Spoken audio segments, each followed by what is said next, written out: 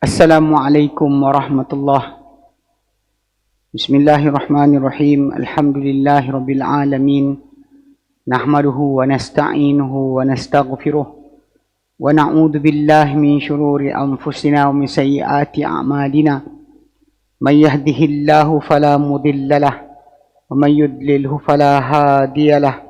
Ashhadu an la ilaha illallah wahdahu la syarika lahu.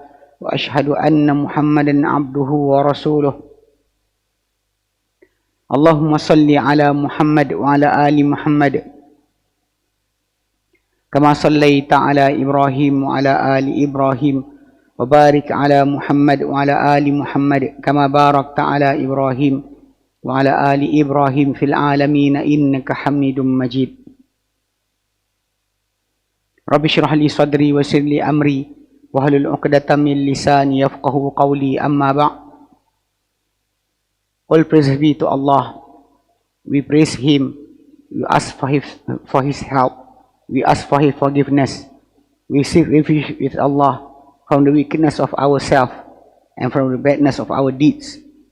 Whoever been given by Allah guidance, then nobody can be a misguider for him. And whoever been misguided by Allah, then nobody can be a guide for him. I bear witness, there is no God worthy to worship except Allah, only Him, no associate for Him. I bear witness that Muhammad is His messenger and His servant. O Allah, give good prayers upon Muhammad and the family of Muhammad, as you have give good prayers upon Abraham and family of Abraham. O Allah, bless upon Muhammad and the family of Muhammad, as well blessed upon Abraham and the family of Abraham. Verily, you are most worthy of praises and most noble.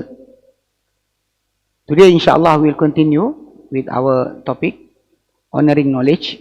Then, alhamdulillah, last week, we finished the 17th summary of honoring knowledge. That is about protecting the knowledge, and also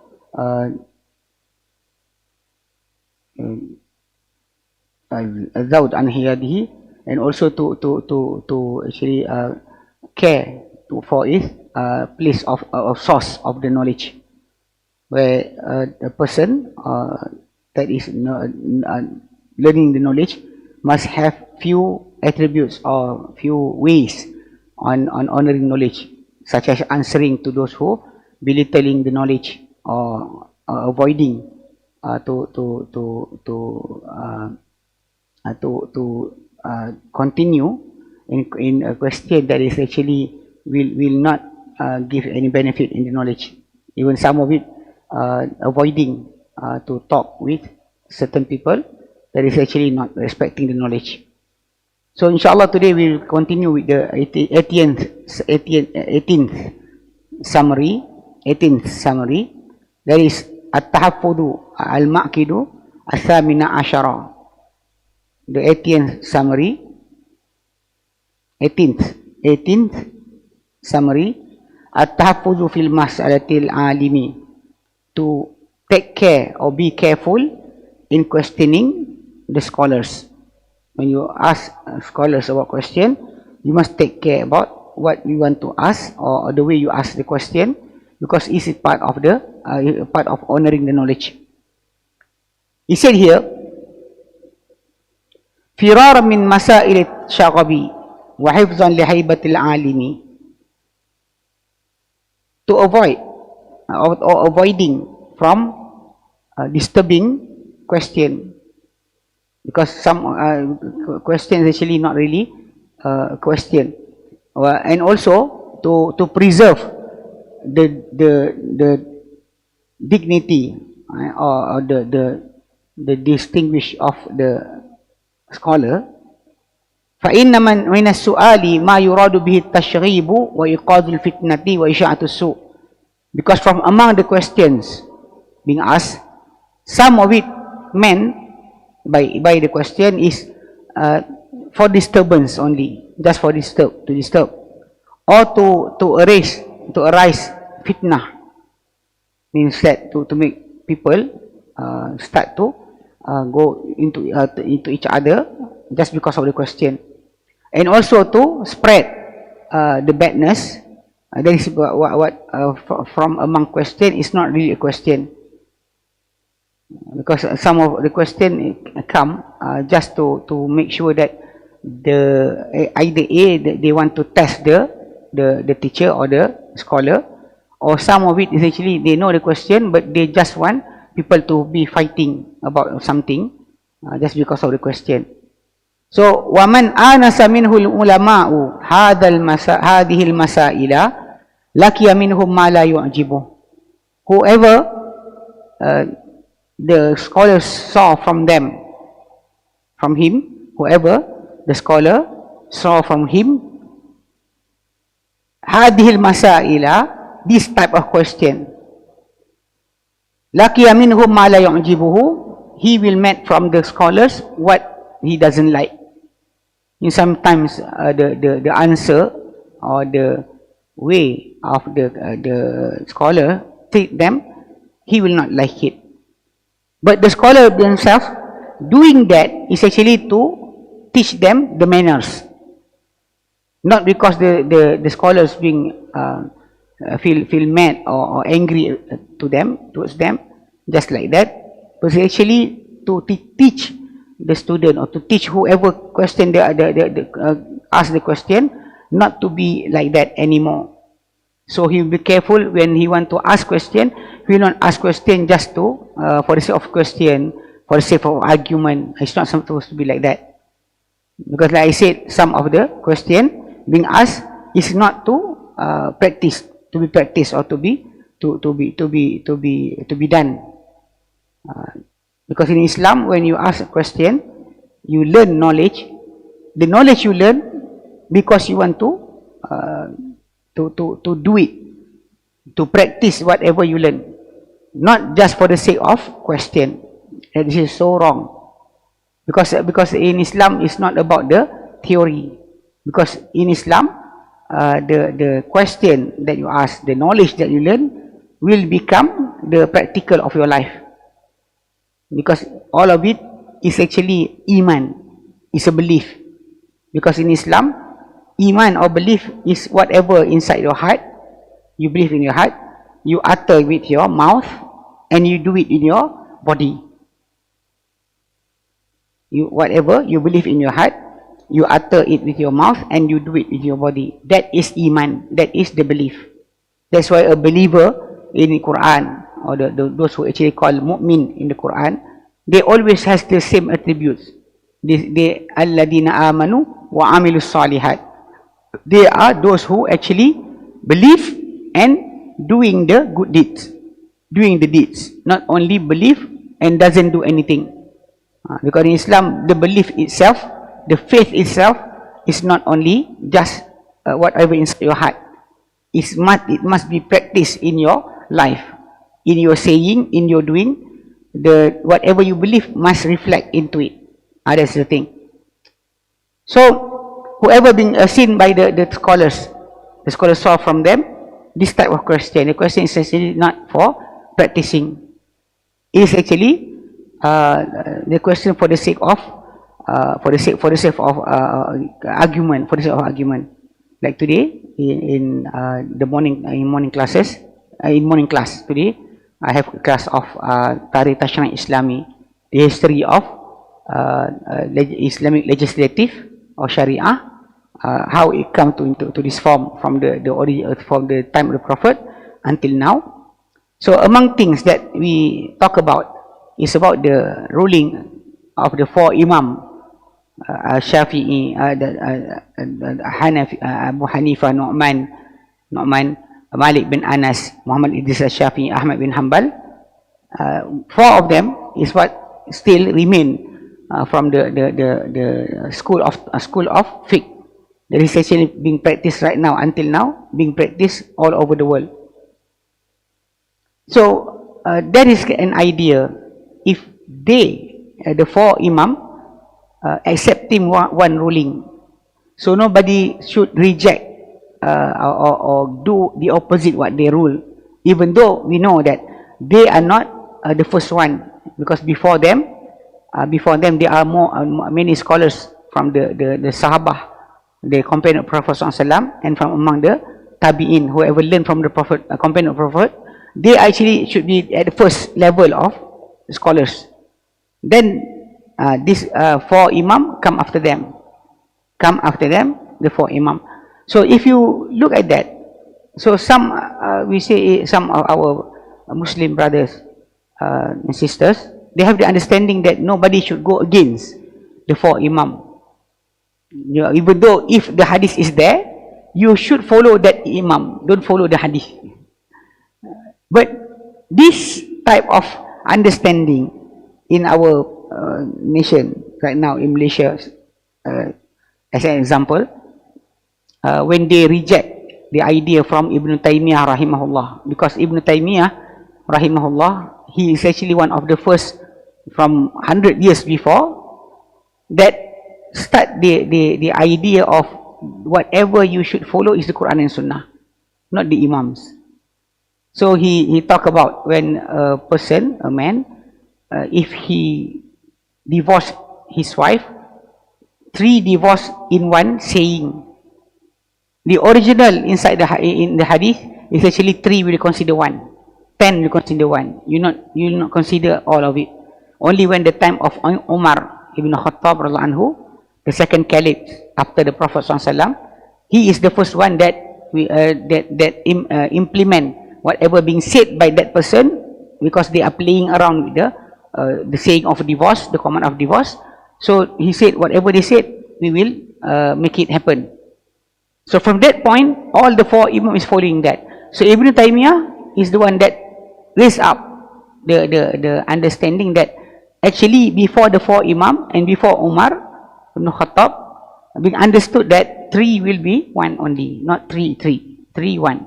If one saying, a person so mad to his wife, he said, or he's playing around with the divorce saying, divorce words, then the things actually before Umar, 3 we consider 1, 10 we consider 1 only.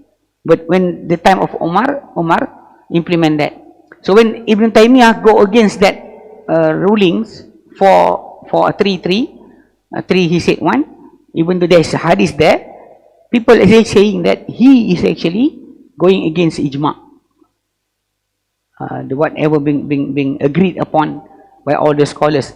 Even though the thing is actually happened, the 4 scholars, they are the tabi'in. They are not those people who met the companion of Prophet. They are the people who met the companion of Prophet ﷺ, or smaller than that. So basically, that is what being said, going against the ijma' or the 4 imams. But at the same time, in our nation, in our country, those people who like musical instruments, they said it's permissible. Islam does not make it haram. At the same time, the 4 imams actually saying that it haram, but they don't follow. Why? In Ibn Taymiyyah going against 3 talak become 1. They say Ibn Taymiyyah is going against ijma', something agreed upon by all the scholars of Islam. But at the same time, when musical instrument, the 4 imam said it's haram, but they said there's somebody said it's permissible. So when I impose this topic, then from among the audience, there's a question. This question for me is actually a question of what you say, just for disturbance. For disturbance, you understand the thing, but you still question it just for the sake of argument, or to make that maybe the rulings that are being said is not really right. So the question come. He said at the time of the Prophet ﷺ, the Prophet give permission for Aisha to have a concert or singing, to have a concert in his wife, for the wife of Prophet Aisha. She liked to hear the singing. or the usage of musical instruments. So the question is actually, when for me, is a question of disturbance, because we actually questioning about the stand of people saying that if you don't follow the 4 imam, you are against the ijma here in the topic of talaq. But here in the topic of music, people actually said, even though the 4 imams say it's haram, but I think there's something here. Maybe can. That type of question is actually not question for learning. The question for just argue, to raise up a doubt about the ruling. Even though I said, if you are actually seeing the whole topic, then it is permissible only for women, not for men, because the man doesn't do anything like hearing or listening to the singing or the what at that time is actually nasheed, and they also things about the singers. The singers in front of Aisha is small child, not mother of anybody, not a person that is eligible to marry yet, just a small child, and they're playing with duf, with I don't know how to say in English, duf, kompang, something that actually a musical instrument, but by just you hitting it like this. So also the thing that being sang by those children to girls is actually about the heroic past of their fathers, their grandparents, their tribes, not about singing about I love you, you love me. So you have to look in that dalil, not just about the opposite of what being said by the 4 imams. So that question is actually the question of disturbance, because from the start the topic is not about what is why the Prophet give permission for Aisha anha, because whatever being given to Aisha is totally not like what being done today in our world or our society. Women actually matured enough to be married, singing in front of people, men and women. At that time, in front of Aisha only. The Prophet take something to cover his head and facing to another way. He doesn't stay with Aisha to listen to the singing or to the mu'ath being said. Poem recited with along with the duf. So Aisha is actually listening to that, and the Prophet ﷺ let her do that in his house or in her house. But it's like that. You don't ever compare that to your way of life, 24/7, song and song after song after song, from the morning to the evening to the night, every time, anytime, anywhere. Because whatever being done by Aisha anha was in the Eid, I mean the celebration of Eid. Because when Abu Bakr entered the house and he want to scold Aisha anha, the Prophet stopped him and said, "Likulli qaumin Eid, wa hadha Eiduna." Every people, every nation have their own Eid, their own celebration of Eid.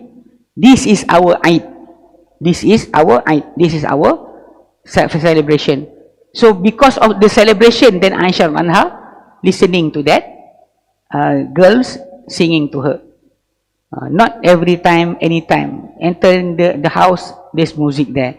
Entering the car, there's music there. Entering the office, there's music there. No, there's no such thing. There's no such thing. So the question that being raised to me in the morning is actually the type of question can be considered as disturbing question. Okay. Then whoever try to impose or give something like that, and the scholars see from them this type of question, then he will see from the scholars something that he doesn't like. The way of the answering, not really the soft one, not really soft, maybe harsh, or actually he will answer the question with question back. So you want to listen to music, you like it, you want to, do you know that the Prophet did that, and the companion Abu Bakar, Umar, Osman, Ali, everybody is doing that. If they are not doing that, then why should you, a man, doing that? So it's the same. Kama marra ma'aka fi zajril muta'allimi, as passed with you in about scolding the student. Means that even being said that Syu'bah bin Hajjaj, he throw out one of his student named Affan bin Muslim from his lesson, his class, because the Affan bin Muslim like to question after question after question. So the class stopped because of his question. Just to answer his question, then the lesson being stopped. So Syu'bah tell him to go out from the class. That is actually type of what happened when a disturbance happen from students towards their teacher or their scholar, their guru, their ustaz. It's not, sometimes when people say that harsh, it's not really good. You must advise them politely. But the student themselves is not polite at first. So sometimes maybe the teacher did advise them slowly, day by day, year after year, still like that, then maybe he can use that type of approach to make sure that the student understand that whatever he's doing at that time is actually something not supposed to be done. If you really want to argue with the teacher, then after class or any other time for him to question the student, the teacher directly with himself only, to make sure that actually, because the answer sometimes will make him shame, because people say that, don't you understand? Because once before, when I was teaching the topic about praying to Allah, when you want to ask from Allah, just ask. You don't have to chant a certain ayah or to recite certain ayah or chant a certain words before you ask from Allah Ta'ala anything. Because in our society, there's an understanding that certain names of Allah can be used for certain thing. Like you want your child to listen to you, then you go to him or her and say the name Ya Latif, Ya Latif, Ya Latif, Ya Latif, Ya Latif. By the understanding that the word Latif, even though the word Latif is not meant to be soft. Latif means knowing something that is actually is not there. Because when Allah Ta'ala use Allahu Latifum bi'ibadihi yarzuku man yasha, Allah is Latif, means that have the knowledge, inner and outer knowledge about his servant. Then yarzuku man yasha, he give provision, rizq to whoever he want. When he didn't give to somebody, he know why. He give to somebody, he know why. That is the word Latif mean. But anyway, in our society, there's usage of word Latif, Ya Latif, Ya Latif, Ya Latif, Ya Latif. You go to your child, saying that words, hoping that the child will be better, will listen to your command. So when I was teaching, I said this is wrong. From among the students, this being raised up a question. She argued with me few things, and in the end, she said, "Is it only prayers to Allah enough? Enough? Only prayer enough? No chanting?" I look at her, and everybody in the class start to laugh. Because the understanding about, takkan doa aja? Only prayer enough? That saying from her among the students is actually ridiculous. Because Allah Ta'ala want from you to do dua to him, to ask him. Just ask him whatever you want. No condition. He doesn't ever say you must say Bismillah 33 times or Alhamdulillah 40 times, then I will give you anything you want. He doesn't ever say something like that. The Prophet didn't taught us anything about that. Didn't teach us something like that. So when she started to argue and argue, in the end from her, the word came out, is it dua enough? So in the class, she make ridiculous about herself, because in the class, all the students start to look at her and said, and start to shake their head. Even though that's not a good manners, because maybe she actually really don't understand. But she, at first, if one to argue about that question, she shouldn't do something like that. That's the thing. So, whenever, because it's actually not to shame yourself, ridicule yourself, and not to make the teacher feel discomfort by your question. That is the thing about take care or be careful about what question you ask the scholar. Okay. فَلَا بُدَّ مِنَ التَّحَفُّظِ فِي مَسْأَلَةِ الْعَالِمِ. Then there's no way, no other way from we have to take care in questioning the scholar, questioning the one who knowledgeable person. You have to take care when you be careful when you ask a question. وَلَا يُفْلِهُ فِي تَحَفُّظِهِ فِيهَا, and will not succeed in taking care in questioning the scholar, illa man a'mala arba'ata usulin, except whoever implementing 4 rules. There's 4 rules you have to do when you want to ask your teacher, to make sure that you actually taking care or be careful about asking question. There's 4 rules. Okay. Awwaluha, rule number 1. Al-fikru fi su'alihi limadha yas'alu. Thinking about his question. A student want to ask a question, he must think about his question. Why is he asking that question? Why are you asking that question? You should know. Either because you are not dissatisfied, you dissatisfied with the answer before or the statement given by the teacher. Is it your question to argue with him? فَيَكُونُ قَصْدُهُ مِنْ سُؤَالِ التَّفَقُّهُ وَالتَّعَلُّمُ. Then the goal or the reason for his question, from the question, should be about understanding and to learn.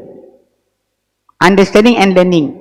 La ta'annutu wa tahakkumu. Not to be stubborn or to just we say to give an actually for the sake of question.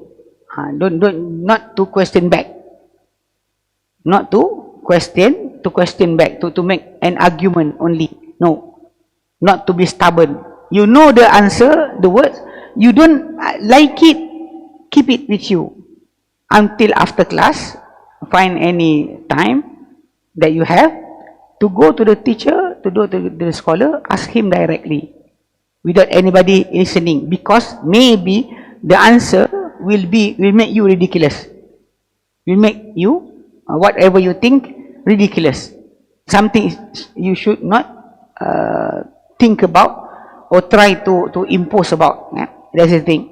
فَإِنَّ مَنْ سَاءَ قَصْدُهُ فِي سُؤَالِهِ يُحْرَمُ بَرَكَةَ الْعِلْمِ. Because whoever bad in his intention, in his question, يُحْرَمُ بَرَكَةَ الْعِلْمِ, he will be stopped from the blessing of the knowledge. The knowledge have a blessing in there. But if you start to intention in your question is bad, not really, you just want to make sure that the teacher feel ashamed by his wrongness and everything, or he's actually you say misstep. You just want the question to make sure that he feel ashamed, then you will be stopped from the blessing of the knowledge. وَيُمْنَعُ مَنْفَعَتُهُ, and he will be halt from the benefit of the knowledge. He will not get any benefit from the knowledge. That's the first rule. Al-Aslu Thani, second rule that you must implement before you question any question to your teacher. At-tafattunu ila ma yas'alu anhu. That he must be wise to whatever he want to ask the teacher. Fala tas'alu amma la nafa'a fih. Then he do not ask anything that doesn't have any benefit in it. You know, what do you want to do with that? Once one of my friend, he said that one of his teacher in Terengganu was teaching in his class about water. What water can be used for wudu. And being said only water. When you said al-ma'ul mutlaq, only water, not sugar water, not ever anything you rose water. It must be only water. But any part of the water is actually original from its source, like whatever in the sea, the saltiness of the water, or the color of the water, because it's passed by the sand or the soil, so it become red or become black, or because of the anything grow inside the water, like the moss inside the water, making it green, or the smell of actually sulfur in the water. Everything of that is actually permissible, but only water only, not the thing that you add up to the water to be used. So the teacher was talking about that. Then he said about something about water that is actually can be said as pure, but cannot cleanse other, like the coffee. It's actually clean, but it cannot clean other. Can be used for cleaning, for wudu. Coffee, tea, even though the water is there, you cannot use it for doing wudu. So this said that the water is tahirun ghairu mutahirin. Tahirun ghairu mutahirin. So in that question being said about the water, one of the student or the audience, I don't think student, normally this question come from big ignorant people. They don't want to learn, but the question is just for the sake of making jokes. So he asked the teacher. He said, "Teacher, is money water?" Means that the water being actually produced by male secretion in climax, in sexual condition. Is it the water is actually clean? Is it considered clean? He said yes. Considered clean, because the Prophet ﷺ once before he was praying, then Aisha saw the semen actually the dry semen in his group. So Aisha scratch when the Prophet is actually still praying, cleaning that actually spot. The spot is there in his clothes. Means that the thing is clean, but it cannot clean other. So the guy questioned the teacher, said, if the semen being gathered until reach to kullah, can it be used as wudu, for wudu? So the teacher said to the person, you gather first 2 kullah of semen, then come to me. Gather first. You gather first 2 kullah, then after that I will answer you. Everybody laugh. Everybody laugh. So sometimes the question is actually not really question for learning. You don't have any benefit from that question. So you should not ask except you know that the question will be benefiting for you or for others. Imma bin nazari ila halika, either to look at your condition. Do you need that answer? Do you need that explanation? Aw bin nazari ila masalati nafsiha, or by looking at the question itself. Does the question need an elaboration to be elaborate or not? So the question must be beneficial, have benefit to others, for you or for others. Not just the question, you don't care whether it's benefiting you or others or not. This is wrong. وَمِثْلُهُ is said here, وَمِثْلُهُ same as is, it is, like this second rules. وَالسُّؤَالُ عَمَّا لَا يَقَعُ, to question about something that doesn't happen. If something like this happen, if something like that. Like the question that I said just now. If you have 2 kullah of semen, can you do wudu with it? Because actually semen is water, but it's not only water. Only water. You don't say it is a water, we say it is semen. Alhamdulillah, in English the word is actually clear. But in Arabic and in Malay, they will say ma'u mani. Ma'u mani. So that's start to spark the question from that guy. Anyway, something that will not happen. You cannot gather semen until 2 qullah. So why should you talk about it? Aw ma la yuhaddathu bihi kullu ahadin, or something that is actually not being talked about it by anybody.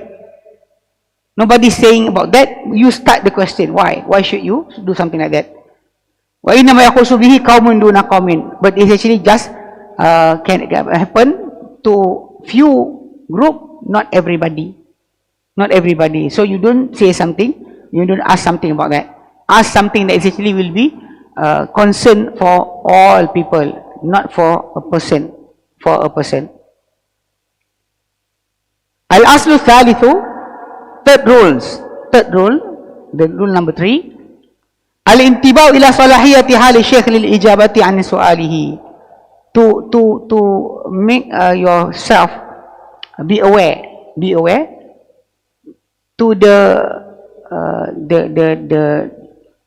perfect condition or the good condition of the sheikh, of the guru, of the ustaz, to answer his question. فَلَا يَسْأَلُهُ فِي حَالٍ تَمْنَعُهُ.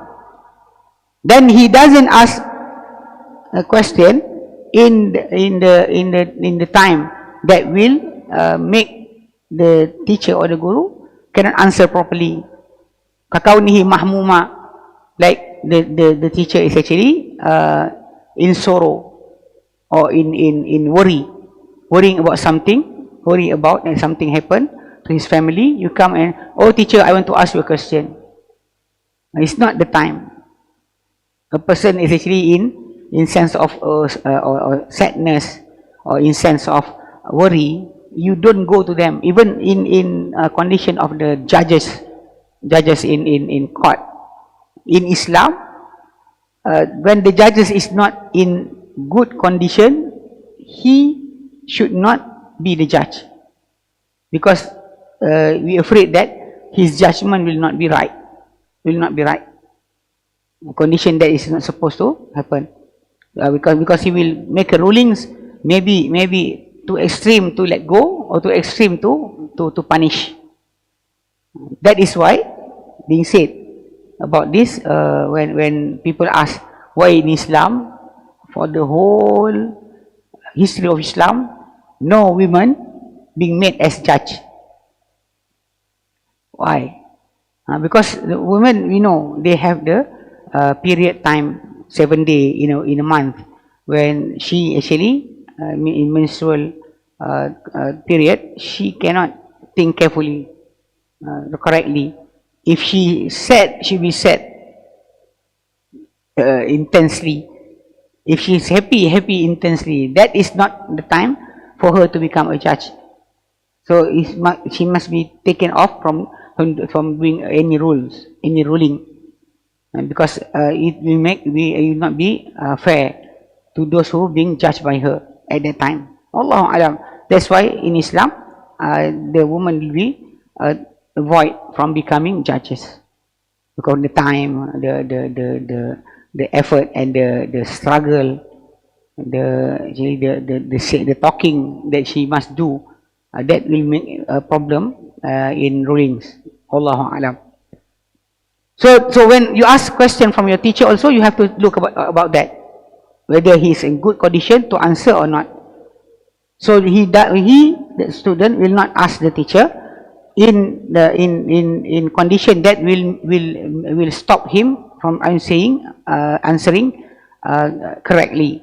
Kakaunihi mahmuma, such as he is actually in worry, aw mutafakkira, or thinking about something happening, aw masyan fi tariq, walking by the road side, you come to him, teacher, he actually want to buy something at the market, and you actually asking him intensely, no. Aw rakiban fi sayyaratahu, or actually inside his car, he's actually already start the car and you want to ask, teacher, I want to ask you a question. It's not the same at the time. Bal yatahayyanu tiba nafsihi, and surely the student must pick time of good feeling by the teacher. When teacher is in good state, that is the time he must ask his question. Don't ever ask the question when the teacher is actually not really ready for you to for him to answer your question. So that's the third rule. The fourth rule, al-aslu rabi'u, at-tayaqqudhu as-sa'ilu ila kayfiyati as-su'al.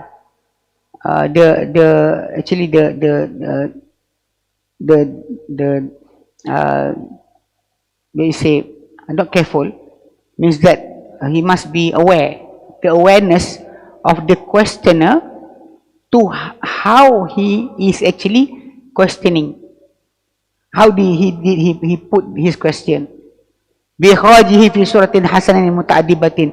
So he must make his question in a good way or good form, and actually with manners, not just teacher answer me. It's not something like that.